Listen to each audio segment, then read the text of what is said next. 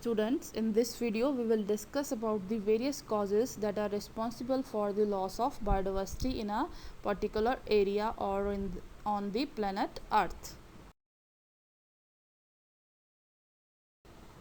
First of all, we will revise the term biodiversity. What it means? It refers to the variety of life forms and habitats found in a defined area. ਇਹ ਕੀ ਹੁੰਦੀ ਹੈ biodiversity?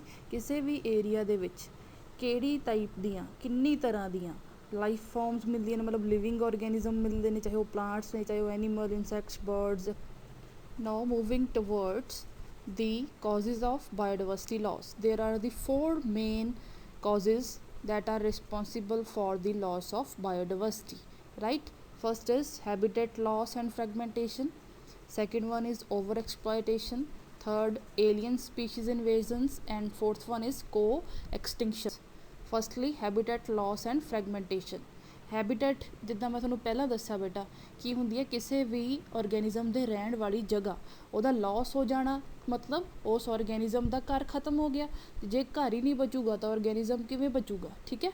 And ਫਰੈਗਮੈਂਟੇਸ਼ਨ ਦਾ ਕੀ ਮਤਲਬ ਹੁੰਦਾ? ਫਰੈਗਮੈਂਟੇਸ਼ਨ ਹੁੰਦਾ ਮਤਲਬ ਛੋਟੇ ਛੋਟੇ ਟੁਕੜਿਆਂ ਦੇ ਵਿੱਚ ਕੱਟ ਦੇਣਾ. ਜਿਵੇਂ ਇੱਕ ਜੰਗਲ ਹੋਵੇ, ਠੀਕ ਹੈ, ਜੰਗਲ ਦੇ ਵਿੱਚ ਕਾਫੀ ਸਾਰੇ ਹਿੱਸੇ ਹੁੰਦੇ ਨੇ, ਕਿਸੇ ਹਿੱਸੇ 'ਚ ਕੁਛ ਵੈਜੀਟੇਸ਼ਨ ਹੁੰਦੀ ਹੈ, ਕਿਸੇ ਹਿੱਸੇ 'ਚ ਕੁਛ ਤਰ੍ਹਾਂ ਦੀ ਵੈਜੀਟੇਸ਼ਨ ਹੁੰਦੀ ਹੈ. ਜ਼ਰੂਰੀ ਤਾਂ ਨਹੀਂ ਵੀ ਜਿਹੜਾ ਔਰਗੈਨਿਜ਼ਮ ਇੱਕ ਹਿੱਸੇ 'ਚ ਰਹਿੰਦਾ ਉਹਨੂੰ ਉਸੇ ਤਰ੍ਹਾਂ ਦੀ ਵੈਜੀਟੇਸ਼ਨ ਹੀ ਪਸੰਦ, ਉਹ ਦੂਸਰੇ ਹਿੱਸੇ ਜਾ ਕੇ ਵੀ ਖਾ ਸਕਦਾ, ਠੀਕ ਹੈ. ਤਾਂ ਜੇ ਫਰੈਗਮੈਂਟੇਸ਼ਨ ਹੋ ਜੂ, ਜੰਗਲ ਦੇ ਵਿੱਚੋਂ ਉਹ ਹਿੱਸਾ ਕੱਟਿਆ ਜਾਊਗਾ ਅਤੇ ਉਹਦਾ ਲਿੰਕ ਟੁੱਟ ਜੂਗਾ ਬਾਕੀ ਸਾਰੇ ਜੰਗਲ ਨਾਲੋਂ. ਤਾਂ ਜਿਹੜੇ ਔਰਗੈਨਿਜ਼ਮ ਨੂੰ ਉਹ ਭੋਜਨ ਪਸੰਦ ਸੀ, ਜਿਹੜੇ ਉਹ ਫਰੈਗਮੈਂਟ 'ਚ ਆ ਗਿਆ, ਤਾਂ ਉਹ ਔਰਗੈਨਿਜ਼ਮ ਵੀ ਭੁੱਖੇ ਮਰ ਜਾਣਗੇ. ਅਤੇ ਜਿਹੜੇ ਔਰਗੈਨਿਜ਼ਮ ਉਸ ਫਰੈਗਮੈਂਟ 'ਚ ਆ ਗਏ ਉਹਨਾਂ ਨੂੰ ਵੀ ਕੋਈ ਨਾ ਕੋਈ ਲੋਸ ਹੋਊਗਾ, ਕਿਉਂਕਿ ਉਹਨਾਂ ਦੇ ਰਹਿਣ ਵਾਸਤੇ ਵੀ ਜਾਂ ਉਹਨਾਂ ਦੇ ਖਾਣ ਪੀਣ ਵਾਸਤੇ ਵੀ ਜਿਹੜਾ ਭੋਜਨ ਆ ਕਿਸੇ ਜੰਗਲ ਦੇ ਕਿਸੇ ਹੋਰ ਹਿੱਸੇ 'ਚ ਉਪਲਬਧ ਹੋ ਸਕਦਾ, ਠੀਕ ਹੈ. ਤਾਂ ਇਸ ਕਰਕੇ ਉਹਨਾਂ ਨੂੰ ਜਦੋਂ ਛੋਟੇ ਛੋਟੇ ਹਿੱਸੇ 'ਚ ਕੱਟੇ ਜਾਂਦੇ ਨੇ ਫੋਰੈਸਟ ਜਾਂ ਕੋਈ ਵੀ ਹੈਬੀਟੈਟ, ਜਾਂ ਉਹਨਾਂ ਦੇ ਹੈਬੀਟੈਟ ਬਿਲਕੁਲ ਹੀ ਨਸ਼ਟ ਹੋ ਜਾਂਦਾ, ਉਹਦੇ ਕਰਕੇ ਕੀ ਹੋ ਜਾਂਦੀ ਹੈ, ਬਾਇਓਡਾਇਵਰਸਿਟੀ ਲੋਸ ਹੋ ਜਾਂਦੀ ਹੈ, ਠੀਕ ਹੈ. Next is over exploitation. Over exploitation ਕੀ ਹੁੰਦੀ ਹੈ ਬੇਟਾ, ਕਿ ਜਦੋਂ ਆਪਾਂ ਕਿਸੇ ਚੀਜ਼ ਨੂੰ ਲੋੜ ਤੋਂ ਵੱਧ ਯੂਜ਼ ਕਰਦੇ ਹਾਂ, ਠੀਕ ਹੈ. ਜਿਵੇਂ ਨੈਚੁਰਲ ਰਿਸੋਰਸਿਸ ਨੇ, ਆਪਾਂ ਨੂੰ ਪਤਾ ਹੈ ਕਿ ਉਹ ਇੱਕ ਲਿਮਿਟਿਡ ਅਮਾਊਂਟ 'ਚ ਪ੍ਰੈਜੈਂਟ ਨੇ.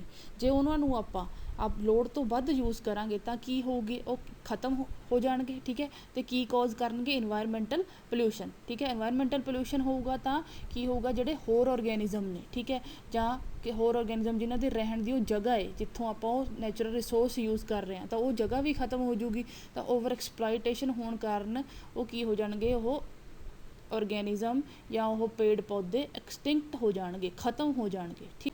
ਫਿਰ ਆ ਗਈਆਂ ਏਲੀਅਨ ਸਪੀਸ਼ੀਜ਼ ਇਨਵੇਜਨ.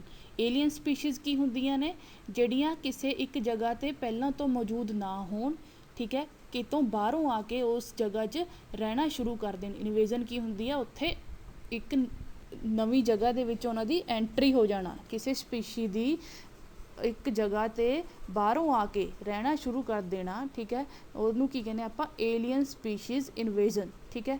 ਜਿੱਦਾਂ ਇੱਥੇ ਪਿਕਚਰ 'ਚ ਦਿਖਾਇਆ ਗਿਆ ਕਿ introduction of Nile perch into Lake Victoria led extinction of more than 200 species of indigenous fishes, right.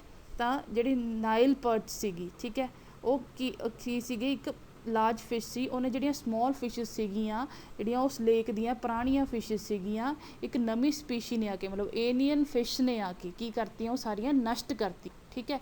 ਇੱਥੇ ਇਸ ਪਿਕਚਰ ਦੇ ਵਿੱਚ ਕੀ ਦਿਖਾਇਆ ਗਿਆ, ਕੁਛ ਏਲੀਅਨ ਵੀਡਸ ਕੀ ਹੁੰਦੇ ਨੇ, ਵਾਧੂ ਜਾਂ ਹਾਰਮਫੁੱਲ ਪੌਦੇ, ਠੀਕ ਹੈ. ਜਿਵੇਂ ਕੈਰਟ ਗਲਾਸ, ਉਹਨੂੰ ਕੀ ਕਹਿੰਦੇ ਆਪਾਂ, ਬੋਟੈਨੀਕਲ ਨੇਮ ਕੀ ਹੈ, ਪਾਰਥੀਨੀਅਮ, ਠੀਕ ਹੈ. ਆਮ ਉੱਗਿਆ ਹੁੰਦਾ, ਇਹਨੂੰ ਕਾਂਗਰਸ ਗ੍ਰਾਸ ਵੀ ਕਹਿੰਦੇ ਆ.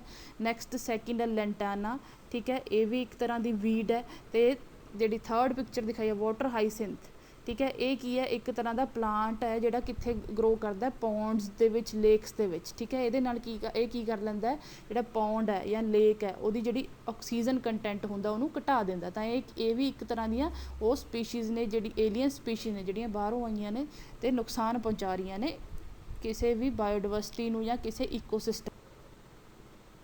ਨੈਕਸਟ ਇਜ਼ ਕੋ ਐਕਸਟਿੰਕਸ਼ਨ. ਸਭ ਤੋਂ ਪਹਿਲਾਂ ਐਕਸਟਿੰਕਸ਼ਨ ਕੀ ਹੁੰਦੀ ਹੈ ਨਾ, ਐਕਸਟਿੰਕਸ਼ਨ ਹੁੰਦੀ ਹੈ ਬੇਟਾ ਕਿਸੇ ਵੀ ਚੀਜ਼ ਦਾ ਜਾਂ ਕਿਸੇ ਵੀ ਔਰਗੈਨਿਜ਼ਮ ਦਾ ਅਰਥ ਤੋਂ ਪਰਮਾਨੈਂਟਲੀ ਗਾਇਬ ਹੋ ਜਾਣਾ, ਖਤਮ ਹੋ ਜਾਣਾ, ਠੀਕ ਹੈ. ਤਾਂ ਕੋ ਐਕਸਟਿੰਕਸ਼ਨ ਕੀ ਹੋਈ, ਦੋ ਚੀਜ਼ਾਂ ਦਾ ਇਕੱਠੇ, ਠੀਕ ਹੈ, इस अर्थ तो गायब हो जाना, क्योंकि तो वो दोनों एक दूसरे ते की ने डिपेंडेंट ने, एक दूसरे नाल जुड़ियां हुई ने, ठीक है। जिद्दां इत्थे डेफिनेशन भी लिखी हुई है, when a species become extinct the plant and animal species associated with it in an obligatory manner also become extinct, ठीक है। कहते भी जो एक स्पीशी खत्म हो जाए तो वो जुड़ी हुई, चाहे वो एनीमल स्पीशी है चाहे वो प्लांट स्पीशी है, मतलब जी ऑबलीगेटरी है, मतलब वो तो बिना रह ही नहीं सकती वो स्पीशी, जी स्पीशी गायब हुई है वो तो बिना वो स्पीशी रह ही नहीं सकती, तो वो भी की होगी अल्टीमेटली एक्सटिंक्ट हो जूगी, गायब हो जूगी, खत्म हो जूगी, ठीक है। For example if the host fish species becomes extinct, all those parasites exclusively found on it will also become extinct। कहते एक एग्जाम्पल लईए, जिमें एक फिश है ਉਹਦੇ ਤੇ कोई पैरासाइट्स रह रहे हैं, जे फिश ही खत्म होगी तो पैरासाइट्स अपने आप ही खत्म हो जाएंगे। सो हुण तक आपां की पढ़िया, ठीक है, वो अपना कि 4 मेन कॉज ने ਜਿਹੜੇ ਬਾਇਓਡਾਇਵਰਸਿਟੀ ਦੇ ਲॉस ਲਈ ਰਿਸਪੋਂਸੀਬਲ ਨੇ, ठीक है। सब तो पहला की है हैबिटेट लॉस एंड फ्रैगमेंटेशन, ठीक है।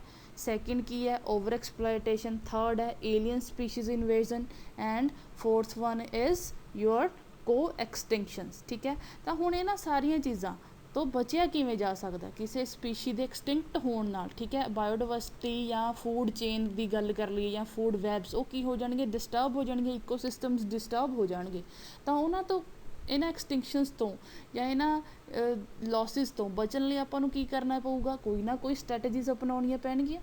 सो आपां नैक्सट वीडियो दे विच पढ़ांगे various conservation strategies that are use to conserve various plant and animal species so that biodiversity can be maintained or conserved on this planet Earth. Thank you and look for the next video for conservation strategies of biodiversity.